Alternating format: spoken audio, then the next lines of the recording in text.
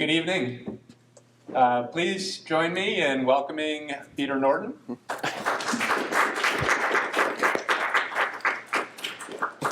Peter is Associate Professor of History in the Department of Engineering and Society at the University of Virginia.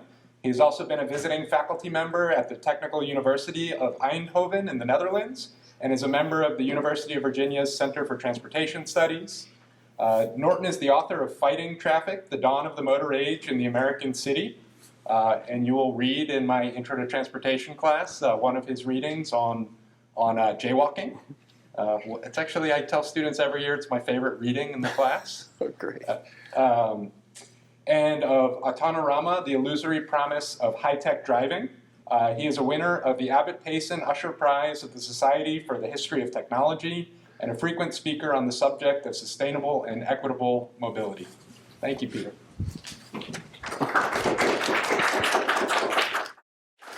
Thank you, Eric. I'll try speaking unmiked, but don't be shy. Tell me to turn on the mic if I should, okay?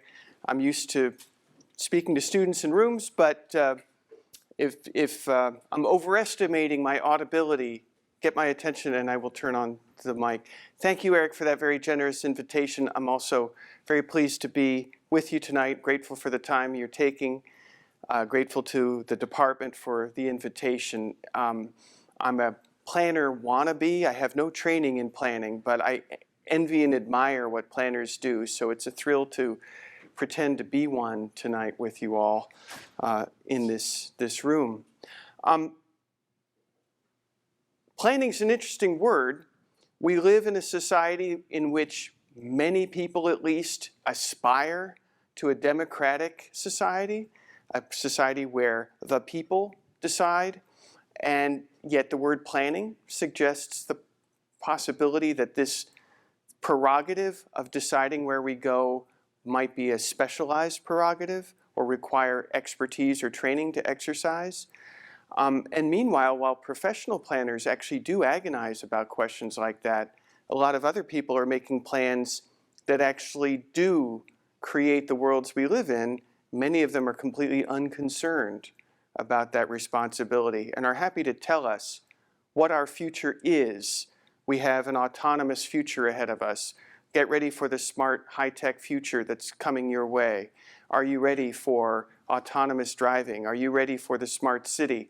These messages suggest that your job as a citizen is to get ready for the future that they have to sell us.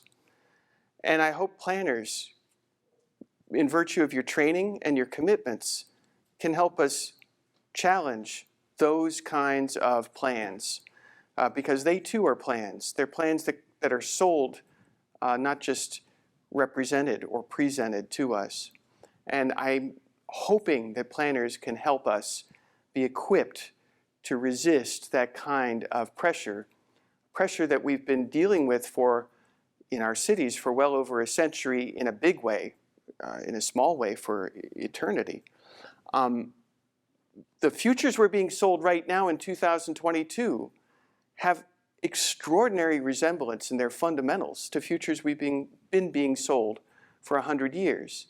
And the fact that those previous futures, those previous versions of the future, failed us abysmally, apart from the people who were selling the stuff we needed to get there, I hope can help us receive the current sales talk with due skepticism. The futures we were sold in the past gave us presents like these, which are a kind of madness, at least to me. And I think they would be perceived of as madness to the people to whom these futures were sold. To the person of a century ago, a future like this would look like madness. It would be impressive, certainly, but that's not the ultimate value, is it? Impressiveness. This is impressive in a way, but surely it's disturbing in every measure, whether that metric is energy input per person moved, sustainability, equity, affordability, health, safety, regardless of the measure. How could any of these views tell us anything reassuring about the futures that we were being sold in the past? The status quo that we have today, which is here, is of course the product of a century of history. Maybe it's time to question this history, including versions of it that claim that high tech will make all of this work. Technology is amazing. Amazing technology is really extraordinary in what it can do, but amazing technology does not make car dependency work. These are everyday scenes of mobility in America. We owe these photos to Don Kostelek. It helps me to diagnose this ailment, this affliction, when I look to the diagnosis of the affliction we suffered from 60 or 70 years ago, thanks to chemical pesticides, which were sold like roads and cars are sold, not as tools for us to use for the jobs of our choosing, not as things that give us choices, not as things that empower us, the user, to live our lives better, but rather as solutions that absolve the user of any responsibility because they do everything for us. We need not think anymore for ourselves. That diagnosis was Rachel Carson's diagnosis in Silent Spring. This book is not about cities, it's not about mobility, it's not about transport, not in any sort of explicit way. But the diagnosis, I think, is remarkably good, remarkably close. This is text taken directly out, that's right off the page, from page 8 of Silent Spring, her 1962 bestseller, that really transformed Americans' perceptions of what chemical insecticides, chemical poisons could do for gardeners or foresters or farmers. I think we could take out the word chemical and plug in the word traffic, and the phrase is no less true, and for very much the same reasons. It's not like traffic responds to natural selection the way that nature does, but it has certain analogous responses. For example, the more you try to accommodate it or control it, the bigger and more powerful it gets. And for easily understood reasons. There's nothing mysterious about it. Sometimes the fact that traffic tends to expand to fill the road capacity is presented as if it's a paradox. But of course it's obvious, for the same reason that if you try to give away free pizza, you're always going to be short-stocked. You're going to have to keep restocking your shelves. Would you wonder why? Of course not. So this is why I call this talk "The Traffic War is Never Won." I'm adapting Rachel Carson's message from Silent Spring. Rachel Carson was concerned about smart people, about the intelligence of the chemists who were working for the chemical industries making chemical pesticides, because she knew that intelligence unguided by wisdom is dangerous, and greater intelligence unguided by wisdom is more dangerous. She was not questioning the intelligence of the position she was opposing and questioning. She was recognizing that it was dangerous because it was unguided by wisdom. So I'd like to try to take Rachel Carson's wisdom, borrow it, and adapt it to urban environments, specifically in terms of urban mobility, and specifically in terms of a promise that's very much like the promise Rachel Carson was dealing with. DDT, the chemical pesticide she was most concerned about, was the high-tech pesticide of its day. It was supposed to do what its predecessors could not do. Well, we have high-tech mobility today that's supposed to finally make work that which low-tech motor vehicles never could achieve, namely car dependency that really works, that really gets people where they want to go in an affordable or sustainable or inclusive or otherwise effective way. You can name your metric. So the traffic war is never won, I think, is Rachel Carson's wisdom for us, even though she never actually said this particular sentence. This war metaphor, which you can see right here in this 2000 newspaper article, has predictable effects. Now think about a war metaphor for a second. Rachel Carson was up against a war metaphor. The metaphor of the chemical companies selling chemical pesticides was you can triumph, you can have victory over insects. That is, you can wipe them all out, and that you will therefore have an agricultural or a gardening utopia of perfection. You don't have to know much about gardening or agriculture or forestry to see the madness in that, right? Well, we have a war on traffic congestion. This is just one of countless examples I could offer you of this metaphor. It's promising victory, that is congestion-free driving everywhere, where you can drive anywhere at any time and park for free when you get there. I chose this particular example of the countless examples I could have chosen because it occurred at the declaration of war against traffic congestion on Interstate 10 in Houston, the west side of Houston. And after about a dozen years of that war, we have this. This is the Katy Expressway, Katy Freeway, which is Interstate 10 west of Houston. It's 26 lanes wide, and the Texas Department of Transportation in 2022 recommends expanding it. This is a kind of madness that I think is closely analogous to the madness that Rachel Carson was talking about. Notice that in both cases, the dangerous goal is victory, whether it's wiping out all insect pests, so-called, or wiping out all traffic congestion in a car-dependent world. Neither one can work, right? This is the Katy Freeway in Houston. And of course, its effects are not limited to the 26 lanes that you can see. Everywhere around it has to be surface parking all over the place just to accommodate all these vehicles. Now I'm going to have taken this girl as an example of how a simple reframing of the problem can transform how you approach the problem and give you new solutions that you didn't see coming. This is from a film made by Martin Cassini about a town in England called Portishead, where they tried an experiment. People were getting killed crossing the street or injured crossing the street. Cars were colliding. Drivers were frustrated because of the traffic lights, the thick congestion. This is in suburban Bristol, which is a large city in southwest England. And so they tried a daring experiment, learning from Dutch examples. Instead of expanding road capacity, they took out all the traffic lights. They took out the lane markings. They simplified the distinction between the sidewalk and the pavement, which sounds like madness from the conventional traffic engineering point of view. Martin Cassini interviewed people after this was introduced, and he asked these schoolgirls this question: are you finding that drivers are paying attention to you more? And the girl in the center at the moment of this frame that I took a still from says, yeah, you know, they don't normally look at us, but now they're looking at us.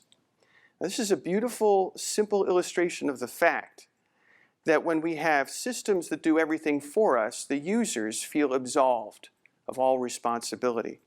But when we have systems that force us to become tool users rather than solution consumers, I hope you hear the difference, tool users instead of solution consumers, well, now the drivers have some responsibility, like the lady who happened to look to see if there was someone crossing the street when they would never have looked before. So you've heard of the concept, I think, from Zen Buddhism, beginner's mind. Well, sometimes you can ask beginners, like the girl in the center here, and you get wonderful answers like this one. So this is Rachel Carson, again, because she's making a distinction. And the distinction is a crucial one that I can't say enough, is completely elided in day-to-day conversation. I chose these two representations. That's supposed to be a magic wand on the left, and that's a hammer on the right, obviously. And this is my attempt to capture the difference between two essentially different categories that are constantly conflated. That is the solution, which, like a magic spell, solves everything for us by powers we can't begin to understand, right? It's magic. We have no responsibility in it. We can release the magic, but we can't control it. That's magic. While on the other hand, we have the tool. So I want to propose to you that we have to keep this distinction in mind. That is the distinction between a solution, represented by the magic wand, and the tool represented by the hammer. The solution that absolves us of responsibility, the tools that empowers us but makes us responsible. The solution that delivers perfection and is therefore tempting, or it promises to deliver perfection, while the tool delivers nothing apart from what we choose to use it for. I think we need tools. I think Rachel Carson said we need to use chemical pesticides as tools. She never condemned chemical pesticides in the whole book. Rather, she reaffirms that they're useful to a responsible user. Same thing with, say, automobiles can be useful tools, but they are never solutions. They began, incidentally, automobiles began as special use mobility tools. They were repackaged as all-purpose transport solutions, at which job they have failed. All right. This is this is Arthur C. Clarke. Many of you know him as the author of 2001: A Space Odyssey. And I offer him to you as an example of someone who I think can help us understand why we fall for solutions, why we fall for magic. In 1968, the same year he was working on the screenplay for 2001: A Space Odyssey, he wrote a letter to Science magazine. And it said, "Any sufficiently advanced technology is indistinguishable from magic." This is an amazing statement. I think it's often, the full significance is not always understood. It doesn't mean that technology is just impressive. It means it reduces our skepticism. It restores credibility to the incredible, right? So when we see promises that LiDAR, 5G, radar, sensors, processors, connectivity will suddenly make car dependency work, I think we're falling for this claim that says state-of-the-art technology has the effect on us of making us think it's magical. There's a really important distinction.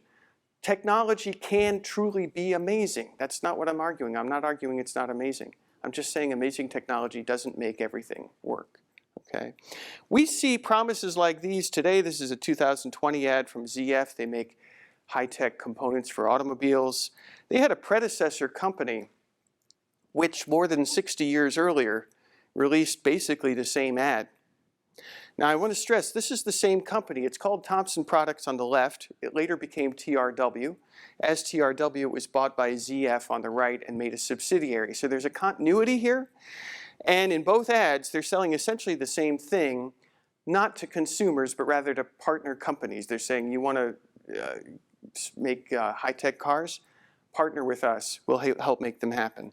So this is a promise that a lot of people recognize has been failing for 10 or 12 years.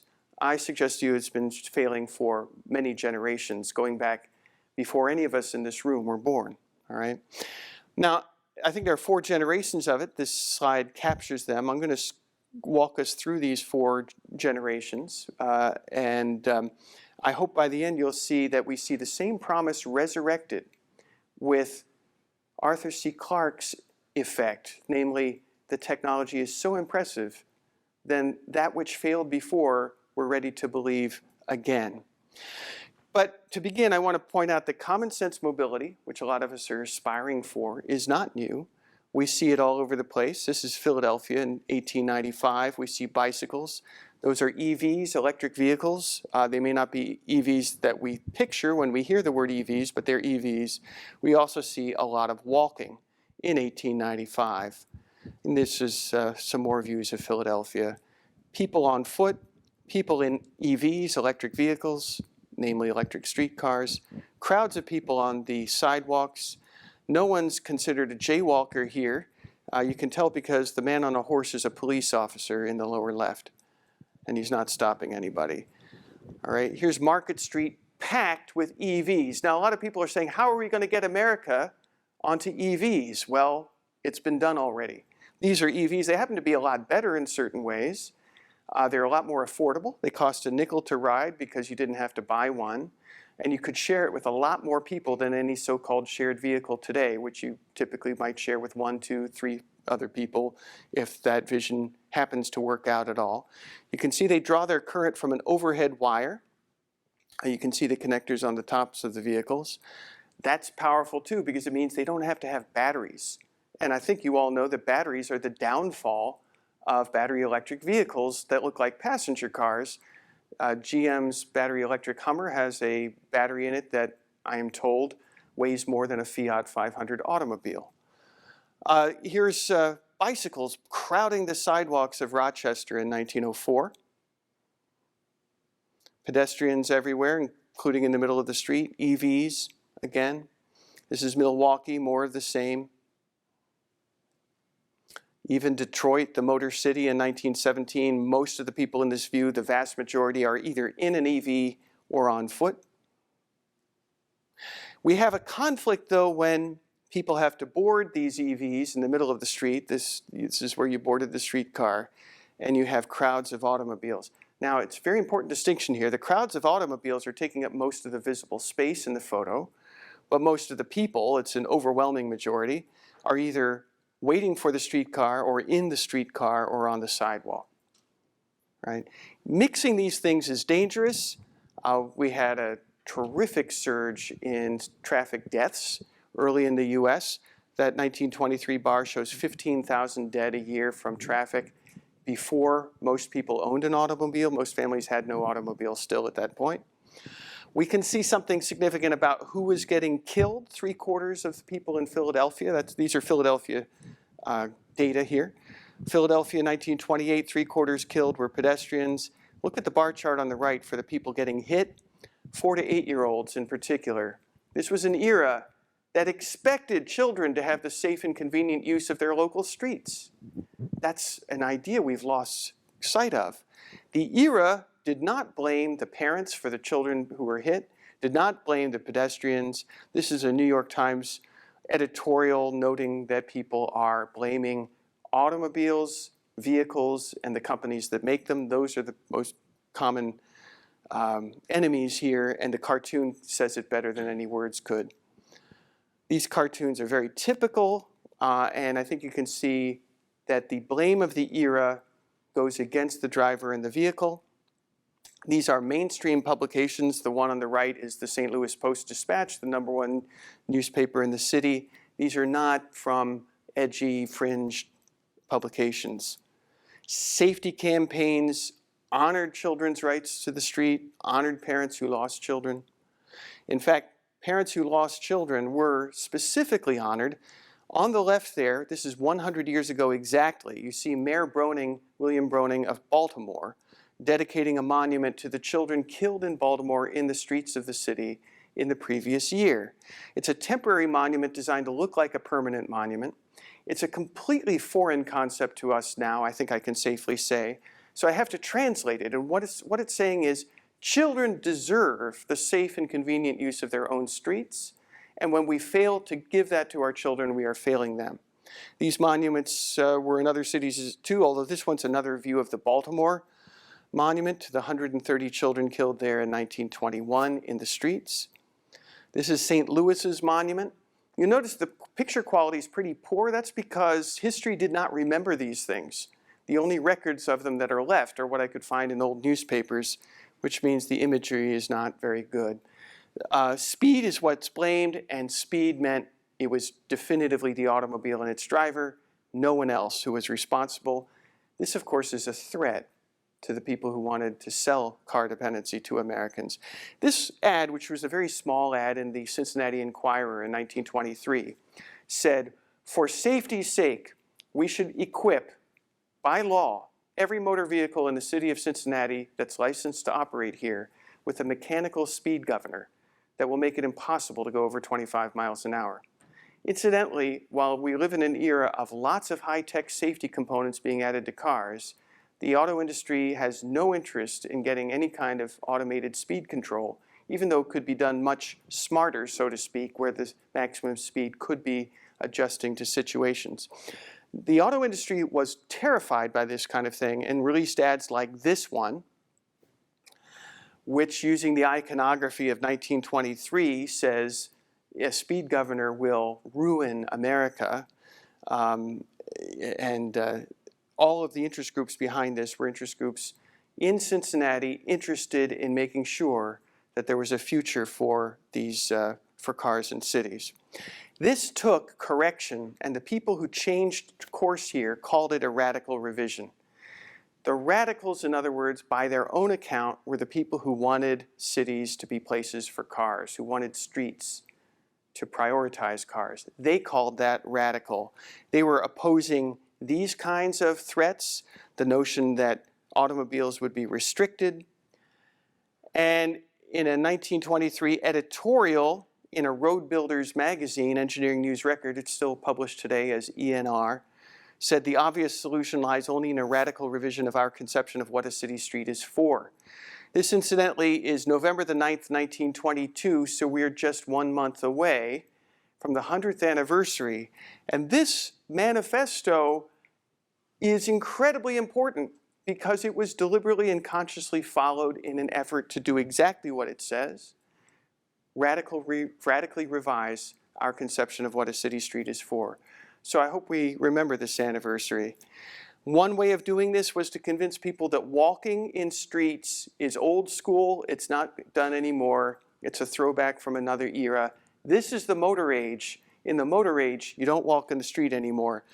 Now, 3 of these images, the top left is a newspaper clipping. The other 3 are cards that you would have received for crossing the street the way you had always crossed it before. A Boy Scout would hand it to you, and you would learn what jaywalking was. People didn't know yet. This is how they learned. This is before law enforcement of jaywalking. Here's how children learned. This was automobile clubs put out coloring books like this. Now, creativity was not as celebrated in 1925 as it is today. The child was supposed to follow the model in the top picture to color in the bottom picture exactly like it's shown. No creativity involved. And every time the child's eyes passed from the top picture to the bottom picture and back, the eyes passed over this line. The street is for autos. This is a very deliberate effort to convince children at an impressionable age that the street is just for cars. I want to be clear, this probably by then was actually an unfortunately necessary message because lives were at stake. But this is a complete reversal of the monument. The people behind the monuments were saying, no, children deserve the safe and convenient use of their streets. This is offering the opposite answer. Safety was one of the ways of selling urban expressways. In this 1934 article, Miller McClintock is saying we should build expressways right through cities because the grade separations where there's no intersections, the median strip, the multiple lanes, and so on will prevent collisions.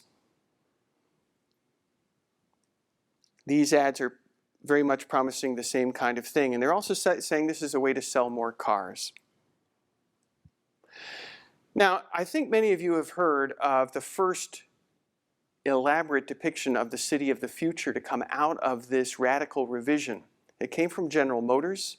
It was an exhibit called Futurama at the Highways and Horizons Pavilion at the 1939 World's Fair in New York City, the Highways and Horizons Pavilion being General Motors Pavilion. It came from the brilliant mind of Charles Kettering, who recognized that Henry Ford had been doing exactly the wrong thing. He'd been trying to keep his customers satisfied with an affordable, repairable, reliable car. It was Kettering who recognized that General Motors could pass Ford by keeping consumers perpetually dissatisfied, give them a nicer model to offer them every year, annual model change, move up from a Chevrolet to a Pontiac, to an Oldsmobile, to a Buick, to a Cadillac, keep the consumer dissatisfied. Now, at the individual car level, that meant offering nicer models each year so that somebody could still have a working Chevrolet but decide they need a Pontiac the next year anyway to keep up with their neighbors.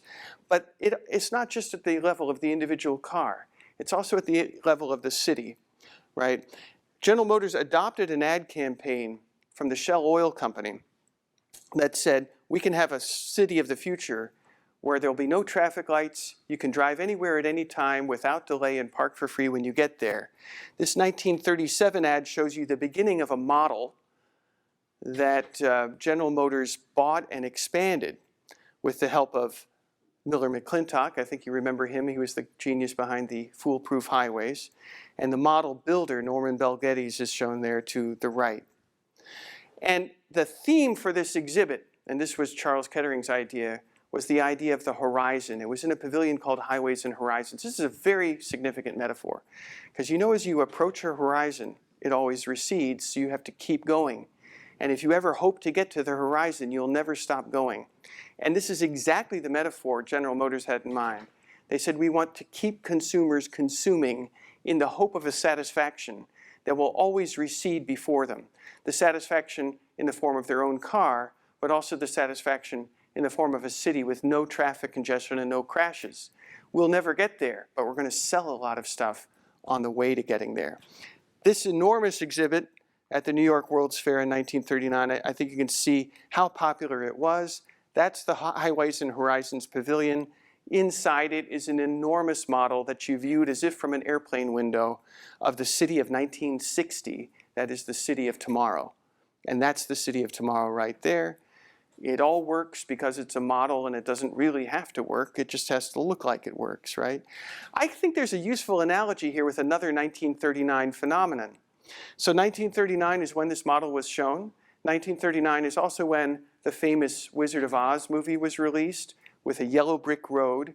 And the yellow brick road in the story culminates in a city of sham spectacle run by a phony wizard who deceives the adventurers into doing what he wants them to do, right? It's a story about a con man, really. In fact, in the book, not in the movie, the city is only green because you have to wear green glasses. It's an illusion. It looks like emeralds. It's really made out of white plaster, and it looks green because you have to wear green glasses when you're there. So it's a story from the same year about a sham perfection. And I think there's a direct comparison to be made here between the American public and what GM was promising, and you know, that contrast. We have this reality 20 years later. So it was about the city of 1960. Here's the real city of 1960. This is Portland, Oregon. This is what happens when you funnel unlimited cars into a city. You eviscerate it. I want to compare the diagram showing the Highways and Horizons exhibit next to a similar exhibit in Philadelphia from 1950. At Gimbel's department store, you could see the Philadelphia of tomorrow in an exhibit that was like Futurama, but just for Philly. And in that exhibit, you could see this enormous model, 30 feet long by 14 feet across. You can see we're just off the model way in the back there, just beyond the Schuylkill River. This is where the Schuylkill Expressway was depicted. This shows you the model in action. This was not a static model. You see parts of it are rotating because you could see the old grimy city before, and then parts would flip around and you see this flashy new city. And this is a spectacle. Now this is city planning, but this is city planning by real estate developers, investors, bankers, and other groups like that who recognize that city planning is also city selling. And they're selling the city of tomorrow in Philadelphia. Some of you have probably heard of Ed Bacon, the man on the left, who was sort of the leading city planner in the city of Philadelphia, incidentally also the father of actor Kevin Bacon. This is, you know, we're actually, you can see the 30th Street Railway Station, the old post office here. This is a city where they're promising expressways everywhere in Philadelphia. Oop, we had a slow up there. They're promising cures for congestion. Remember Rachel Carson saying DDT doesn't deliver perfection, so don't promise it. They're promising it that here. This is from the Portland Cement Association. The Schuylkill Expressway was supposed to, this is about the Schuylkill Expressway. It's supposed to end city's congestion by 1970. I think they're a little behind schedule. Notice also that they call it a solution. That's significant. They're not calling it a tool. It's a solution. This, again, is Philadelphia. These are interest groups demanding that the city have buildings raised for surface parking lots. This is Chicago. Portland Cement Association is promising no traffic jams. This road is now the most congested highway in the USA, according to the American Highway Users Alliance. And this is what they did to build it. They called this urban renewal. This is putting in what's now called the Kennedy Expressway. Won't surprise you that this is overwhelmingly through communities of color to justify a road that will be overwhelmingly used by white drivers. This is Detroit, the black neighborhood in Detroit. This is Hastings Street. That's the same view. You can see the church tower on the left is the church tower on the right. Now, suburbs around Detroit were segregated. The law was not enforceable, but the racial covenants were heavily enforced informally. And this means that these highways were built for white suburban commuters, and the people who were displaced by them typically didn't even own a car at all and used public transportation. So this is completely devastating this community. And incidentally, the Chrysler Freeway on the right now is scheduled for removal, as if they, 60 years, 65 years too late, recognize it was a terrible mistake. This is what happened to central Detroit because of the expressways. You have to park people. And all of the tinted zones there are for parking garages and parking lots. Central Detroit is a car storage zone. Right? Now, there was a lot of opposition to this kind of stuff. We sometimes forget how much there was. Jane Jacobs is remembered, but a lot of the other critics are forgotten. And this criticism was alarming, and the people alarmed by it most were Motordom, so they had to sell another Futurama. They sold it again to answer this kind of criticism at the 1964 World's Fair in New York. This time, the magic technology, to use Arthur C. Clarke's idea, was transistors and electronics. This was supposed to make your car work beautifully, and it was supposed to make cities and cars work. Never explained exactly how that's supposed to work. Disney, they enlisted Disney's support in depicting this city of the future. General Motors had a Futurama 2 exhibit. This is it. They called it Futurama 2.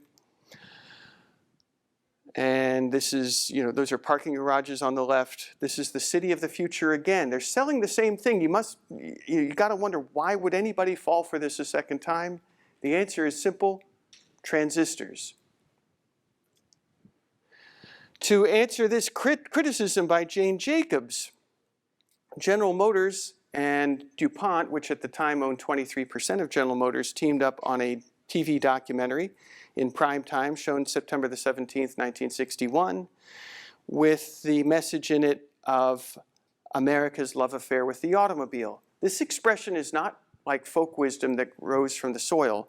This expression was introduced with this TV program, and it's a response. It's a response to the intellectual critics at universities saying these things are a bad idea, people like Jane Jacobs. And what they're saying instead is, this is a free country. In a free country, we do what the people prefer. They have a love affair with the automobile. Therefore, it's okay to destroy our cities for the sake of them. That's the message here.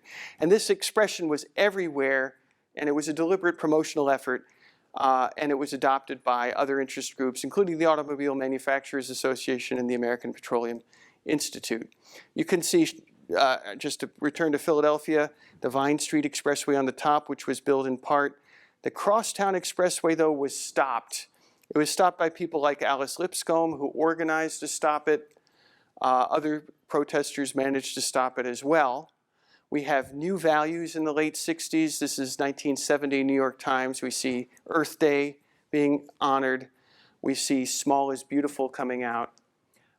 So this is another frustration, another time Futurama gets stopped. So what do? You have Futurama 3. Futurama 3, state-of-the-art technology is going to make it work this time.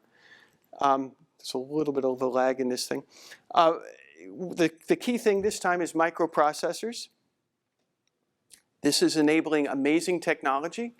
The amazingness of state-of-the-art technology reduces skepticism, restores lost credibility, makes people think that things will work that didn't before. The Gulf War of 1991, in January 1991, the Pentagon deployed so-called smart munitions in Iraq.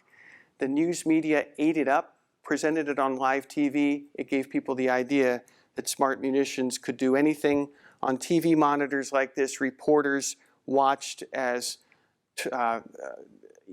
targeted munitions destroyed targets like this.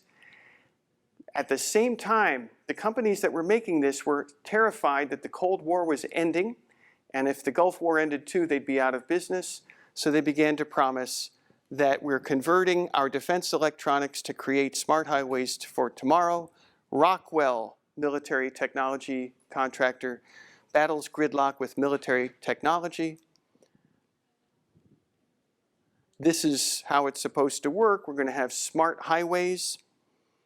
As critics quickly pointed out, it doesn't matter how efficiently spaced the cars are on the highway when they all exit into the city. You're going to have a terrible nightmare. But we had demonstrations projects like this in 1997 called Demo 97, where cars followed magnets buried in the roadway. And you can see that drivers have their hands out on the window on this demonstration project in 1997. And this is supposed to mean that smart highways will work. Well, it was really a sort of obvious disappointment. And this means we have to have Futurama 4, which is where we are now. These things come about every 25 years. The technology like this is what's supposed to make it impressive and amazing. We have demos in the desert funded by the Defense Department. General Motors and its Chinese partner, Shanghai Automotive Industries Group, team up on a movie in 2010 at the Shanghai World's Fair. They promise a future that's free from emissions, free from petroleum, free from congestion, and free from accidents, 20 years in the future, which incidentally is now 8 years in the future. And this is how they're going to deliver it. Incidentally, that middle car runs on photosynthesis. And you can do social media while you're driving. And why do they want that? Because, well, we can gather monetizable data from you at a time when you normally couldn't generate data because you're supposed to be paying attention to the road. General Motors is promising us 0 crashes, 0 emissions, and 0 congestion. These are ads from General Motors. People are doing social media while they're driving. People are taking in entertainment. This is a big part of what makes this worth pursuing. They want vehicle occupants to be generating monetizable data so they can sell us targeted ads, media, entertainment, games, and keep us perpetually generating revenue for them. This is a General Motors ad as well. I want to conclude by offering a few suggestions about how we escape from Futurama.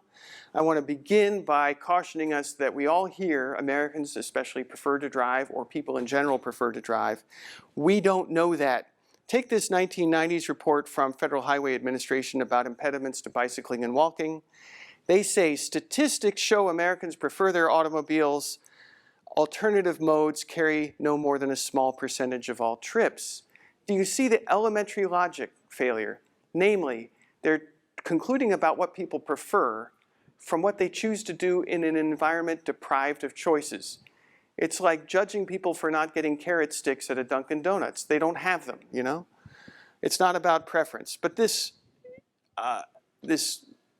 ailment, this mental failure is everywhere.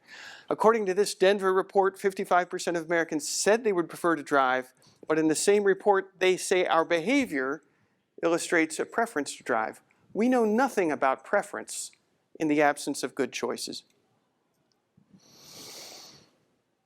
These are the kinds of environments we've created. The right one is from Philadelphia in 1970. It's labeled Kids Going to School. The left one is from San Antonio more recently.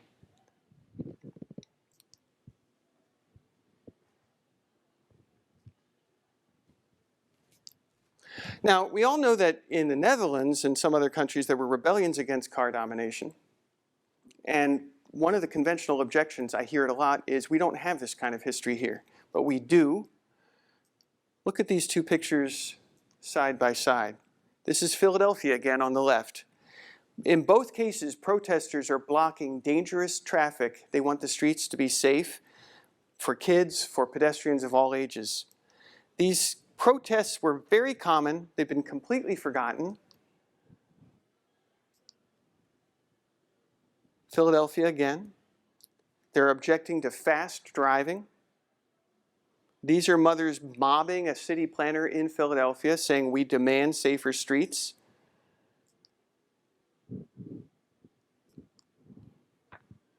This is Pacoima, which is suburban Los Angeles.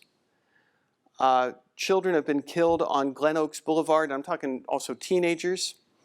The man on the far left lost a son on Glen Oaks Boulevard who was just crossing the road days before.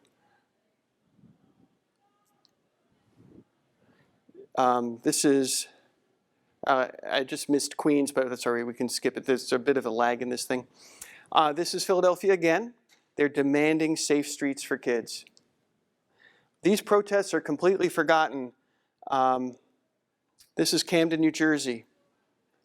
By the 70s, these things were going away. They never got national attention. They were always in the local media only. They've been completely forgotten. And one of the reasons why they started going away in the 80s is people started surrendering, and the notion that you have to have two cars really replaced this. But Rachel Carson is our reminder. We need tools, not solutions. And I will conclude with that. And thank you for your time and attention.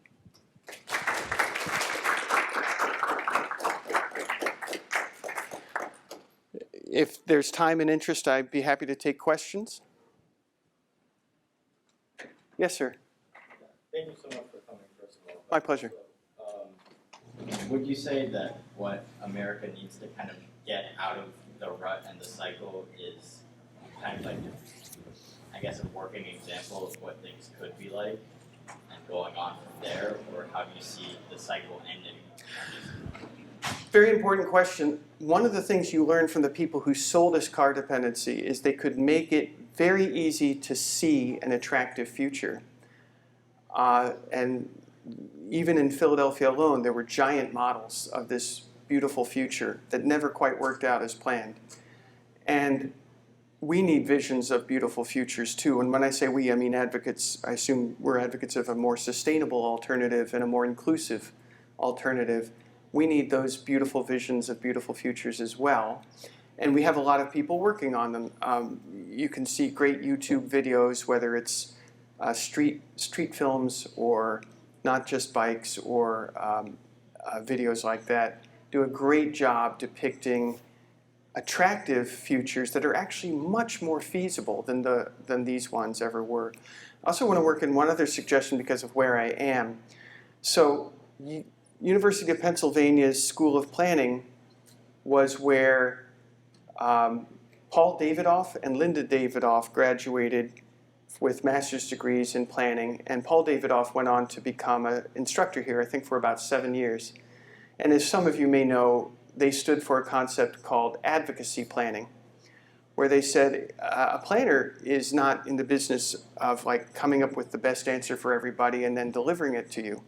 A planner is an advocate for residents, and that means we need planners with diverse advocacy perspectives who can represent diverse communities and be advocates for them.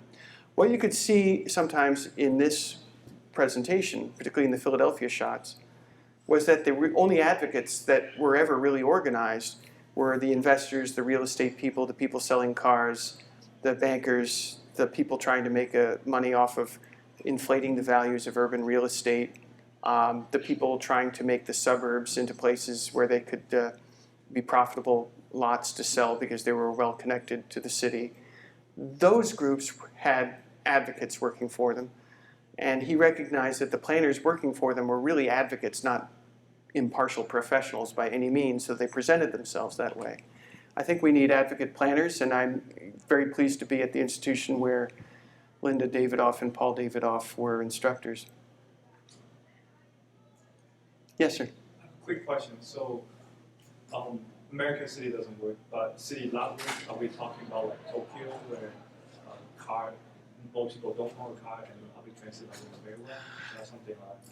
There are great examples of cities that work relatively well and where you can drive still, but it's not the solution. In other words, you don't have to drive and you don't have to have a car. I think Tokyo is an excellent example. I've never been there, but I've read about it and I've looked at images of how it works there. Yeah, one of the beautiful things they do in Japan is they say that you can't buy a car until you've got proof that you have a place to park it, which seems such an elementary common sense idea. They also have a tax structure that incentivizes very small cars. That's a great thing. A country that I've lived in that I think is a great example is the Netherlands, where, for example, in the city of Utrecht, more than half of all trips that are on a vehicle, that is all trips apart from walking, more than half of them are on a bike. And they have great transit as well. It works beautifully, and nobody's biking there out of some kind of, well, not many people are biking out of some kind of commitment to a better future. They're biking because the city made it the most convenient thing to do. So I think there's some great examples around the world, and those are a couple of them. Yeah. Yeah, I heard during your introduction that you spent some time at a technical institution in the Netherlands. Did that experience living there really influence the direction of your research here? Yes, I mean, I already knew in the abstract about how they do it there, but living it was really convincing. I commuted every day to work by bike, and it was a joy. And yes, it rains there, but you adapt to the rain. It's not that hard. And I never felt the slightest bit of danger. Everyone else was biking. We had overpasses, off-ramps, exit ramps just for bikes. Long-distance biking was a joy too. Intercity biking. And you could take, to me the most impressive thing was this. A frustration here can be, if you want to take the bus or the train, how do you get from the bus stop or the train station to your final destination, you know? There, every train station and most bus stations, the larger bus stations, have what they call public transit bikes. And the same ticket that you use to ride the bus or the train will then get you a bike at the station. And because it's a very bike-friendly country, you can then, if it's a couple of miles, it doesn't matter, you can get to your destination with that way. So I do think it's a profoundly useful example. As a country, I think we need to learn to be humble enough to learn from other good examples.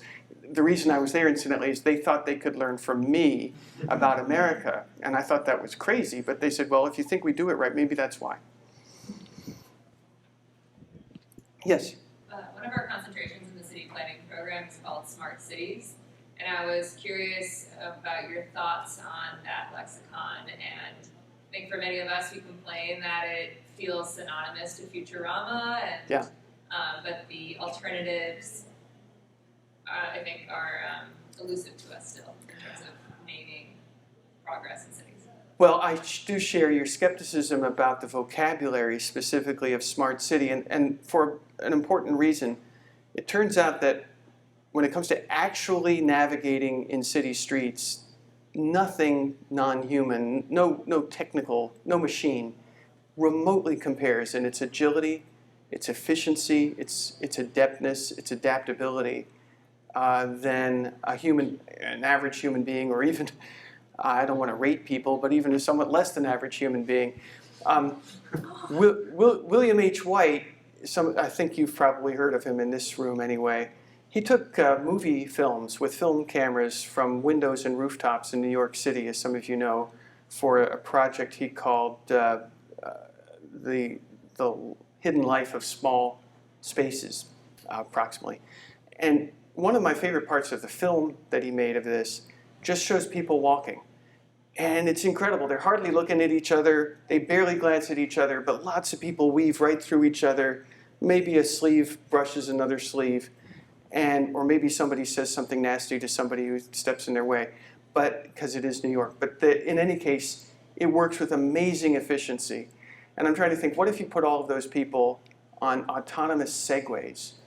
What a catastrophe by comparison. So smart, I don't buy it. Tech, sure, there's a lot of great stuff we could do with tech.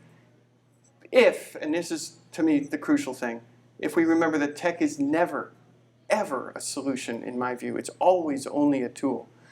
The minute we mistake a tool for a solution, we lose control of it. Yes?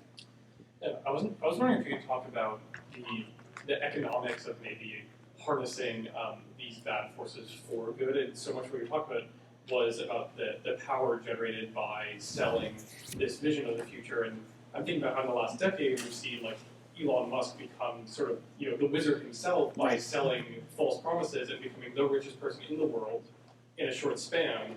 And whether or not, maybe we should be looking more for tools and not being distracted by the magic again, but could similar forces, do you think, be harnessed for more sustainable cities? Well, this reminds me of the earlier question about how do we present this, and I think it can be presented in ways that are exciting and attractive. And I think we have good examples of this. Rachel Carson's book, Silent Spring, is not a fun read, but it was a massive bestseller because she told the story so well. And in fact, the first chapter is a fable she calls it that, A Fable for Tomorrow, where she depicts a future if we keep pursuing this path. And there was a genius behind her recognition of the value of a story well told that I think we can certainly learn from. I'm less optimistic that we can emulate the kind of spectacle that Elon Musk can come up with, because in a way what we're selling in the end is kind of, I hope I'm wrong, but I think it's, as common sense, it's hard for it to have the same sort of dazzle that what Musk or Kettering 90 years earlier, Kettering and Musk are so similar, had to offer. I have to say, I feel it's flattering to be invited to talk, because the suggestion is I have something I know that I can tell you. But I have to say I feel very foolish, because I would have thought, like if somebody said, here's what some guy will come along and do in 2020, if they'd said that to me in 2000 about Elon Musk, I would have been like, nobody would fall for that. They might follow him for a year or two, and then they'd all be out of there, because he can't deliver. But he keeps not delivering year after year after year, and sustaining the credibility, which I have to admit I find baffling. The tech, Arthur C. Clarke's explanation I think helps, but he's just such a good showman too, and I'm not sure, I'm a little scared of the idea of having a spectacle with dazzle get behind this effort. Yes? So, with like the pesticides, they were invented because there was a surplus after like the wars where like chemicals were left behind. So that was like something that at the back end which supported the idea that something futuristic needs to come into place. Do you think what the same applies to like transportation, where there was something that was holding the reality on down, and because of which cars were like out there? Yes, what those two things have in common is that there's a capacity to produce a product that exceeds the demand for it. And that capacity was generated largely by the war in the case of DDT. But it was, in the 1920s, the automobile industry in the US, the insiders said to each other, we will reach a saturation of demand here, and when that happens, we're going to find sales falling. So our job has to be to convince people to buy a new car even when their old car still works, to live out in the suburbs where you have to drive more, eventually to sell them a city that we rebuild around driving so that people will drive more, to convince families that they need 2 cars per family, not 1. These are all ways to try to make the demand catch up with the supply.